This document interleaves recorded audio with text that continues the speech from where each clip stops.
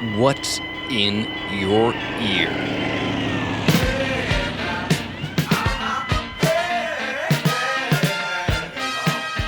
Welcome to What's in Your Ear, the show that's about what we hear, what we listen to, and what we're trying to get out of our head.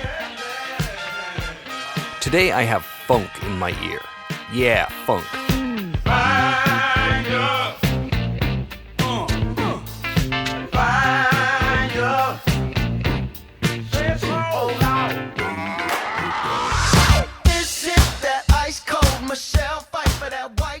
Funk, that proud bass-heavy music that seldom misses the downbeat. Funk music is syncopated yet visceral. Funk is driven by the rhythm section and enforced by the brass. I'm too hot. Call the police and the fireman. I'm too hot. Make a dragon wanna retire, man. I'm too hot. Say my name, you know who I am. I'm too hot. And my band bought that money. Break it down. I grew up in a very small town. It was more like a village. It was in a rural area. On one side of my house was a corn or soybean field, and on the other side was the woods. The nearest supermarket was 6 miles away. It was not exactly uptown. So why did Mark Ronson and Bruno Mars' Uptown Funk remind me of my childhood? It's a good question. Maybe it has something to do with the cheap little AM/FM radio that I sent away for when I was 9 years old. That was the year that the Ohio Players released Fire. We were lucky. We were in one of the few rural places that received radio stations from New York, Philadelphia, and a couple of other college towns.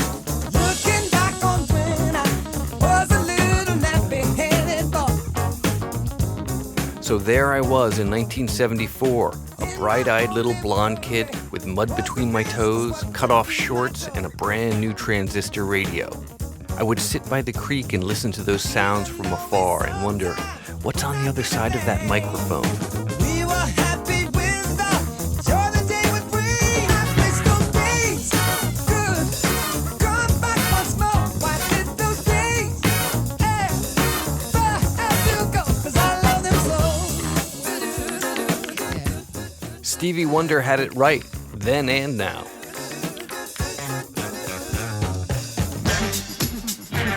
Yeah, we occasionally watched Soul Train.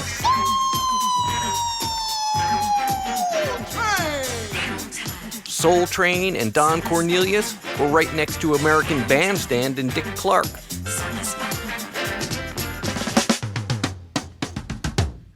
The time was right. In the late 60s and early 70s, as audio technology improved, bass became easier to amplify. Musicians began to rely increasingly on the bass guitar. Certainly, if there's one single fundamental element to funk music, it's the bass. The Commodores nailed it. The brick house analogy rang true in our music and in our hearts. Gone were the days of light and skinny bass lines and wafy female imagery. We lusted for substance. Ain't holding nothing back. Ow, she's a brick house. Well, put together, everybody knows this is how the story goes. Funk was less about delicate introspection and social analysis. The Flower Children had just given us all a healthy dose of that. Funk was about celebrating life in all its sweaty, horny, joyful glory. Maybe we have to look further back. Where did funk really come from? Funk certainly had its strongest roots in the soul music of the 1960s.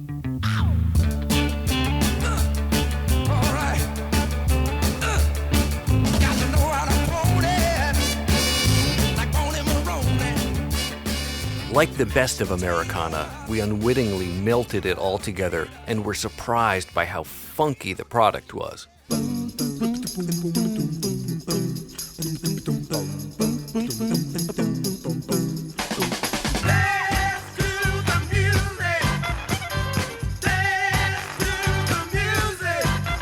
I love how Sly and the Family Stone unashamedly mashed up doo-wop, soul, and San Francisco-style psychedelic rock. All we need is a drama for people who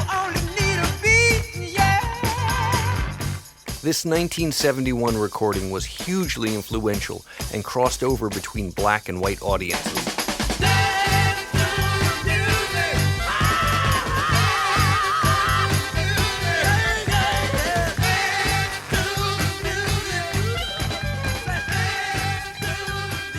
If James Brown was the godfather of soul, he was probably the godfather of funk, too.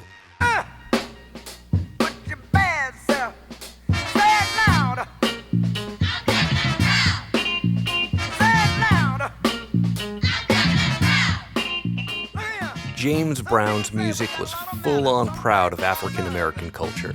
James wanted us to sing it loud. We get what we deserve. We've been buked and we've been scorned. We've been treated bad, talked about as sure as you born. But just as sure as it takes two eyes to make a pair, brother, we can't quit until we get our share. Say it loud.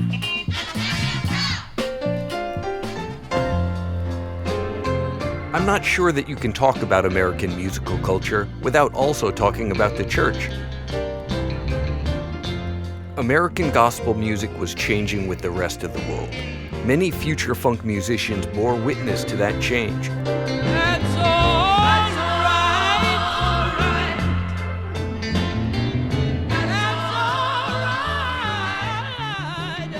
That's all right.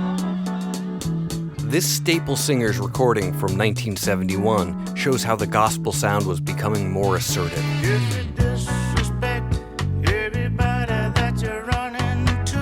The Staple Singers were central to the Chicago gospel scene.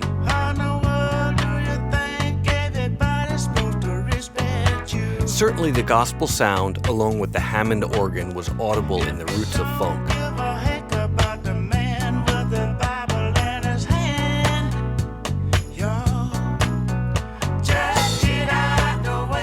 More and more secular groups enjoyed expressing a harder edge to the sound they'd grown up with in church.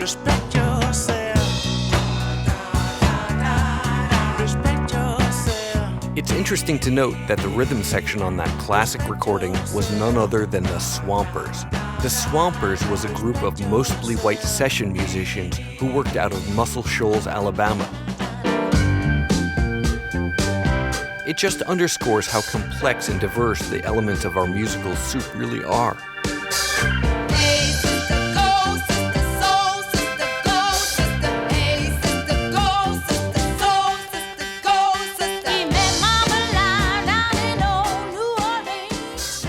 New Orleans is steeped in its own traditions, where French, Caribbean, African, and deep Southern elements brewed up ragtime, jazz, and zydeco. Producer Alan Toussaint certainly had his hand in the funk. LaBelle's classic track, Lady Marmalade, was co-produced by Toussaint in 1974. Your Lady Marmalade.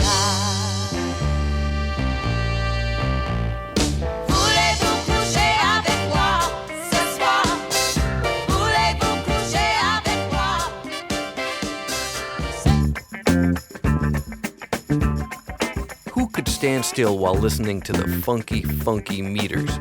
The meters were certainly a rich product of New Orleans culture. Likewise, they are great and unsung heroes of the hip-hop sampling world.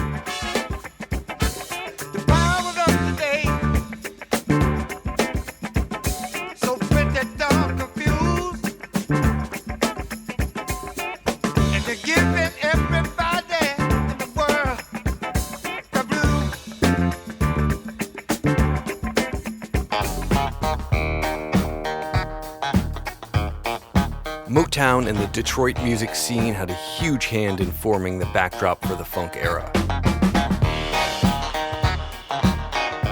Who could call Stevie Wonder's clavinet anything other than funky?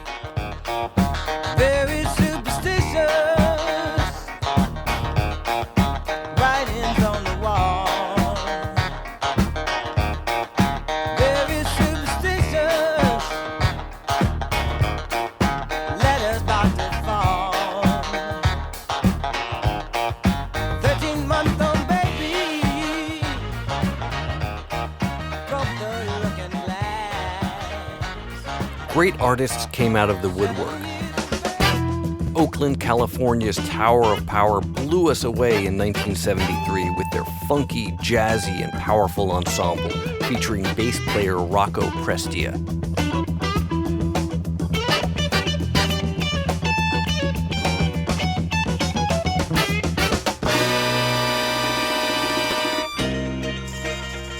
The influence spread near and far.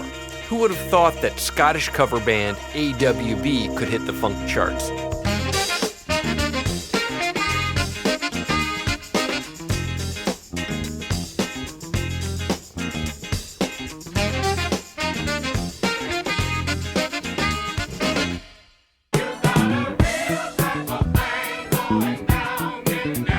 While James Brown exercised complete control over his empire, George Clinton emerged from his own psychedelic funk to team up with ex-James Brown bass player Bootsy Collins.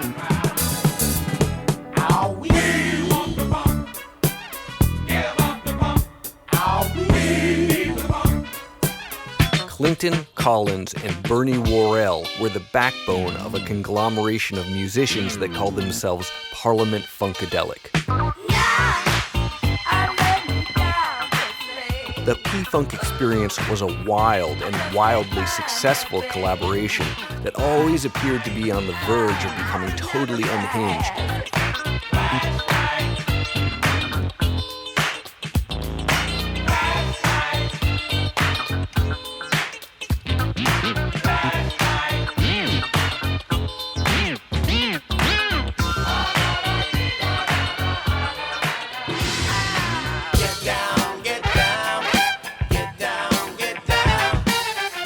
There were so many great funk bands. Kool and the Gang were certainly a mainstay in the genre, and East Coast favorites.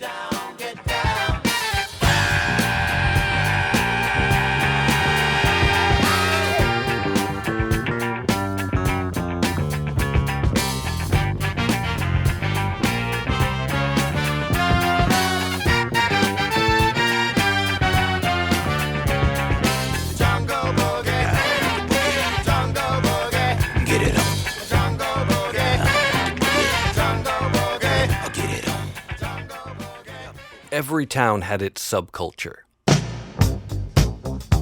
Producers Gamble and Huff defined the sound of Philadelphia.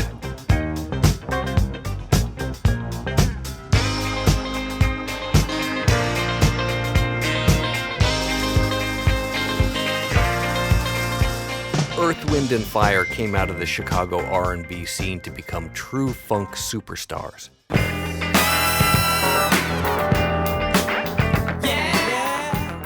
Earth, Wind and Fire blew us away with their craftsmanship.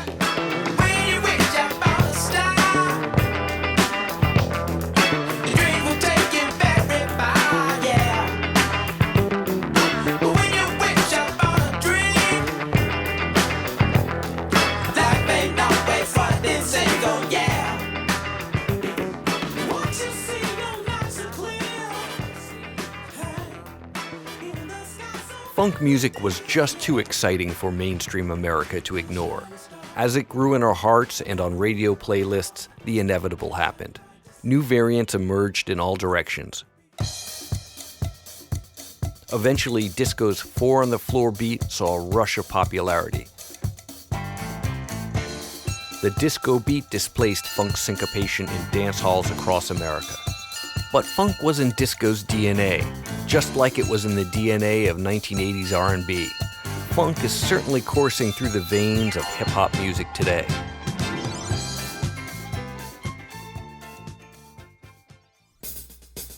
I wish I could mention all the great artists that deserve to be mentioned.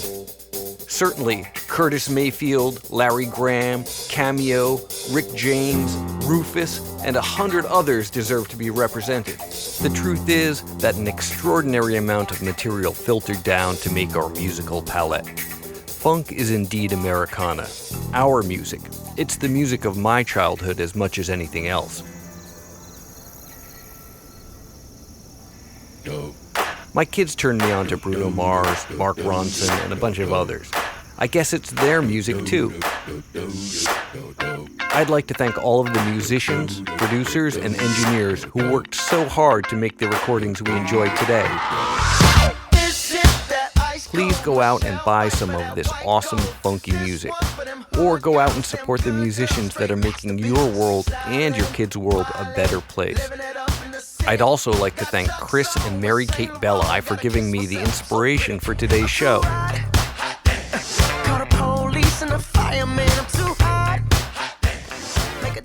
Please like us or leave us a comment. We'd love to know what you think. I'm Jonathan Duckett, and this has been What's in Your Ear, the show that's about what we hear, what we listen to, and what we're trying to get out of our heads.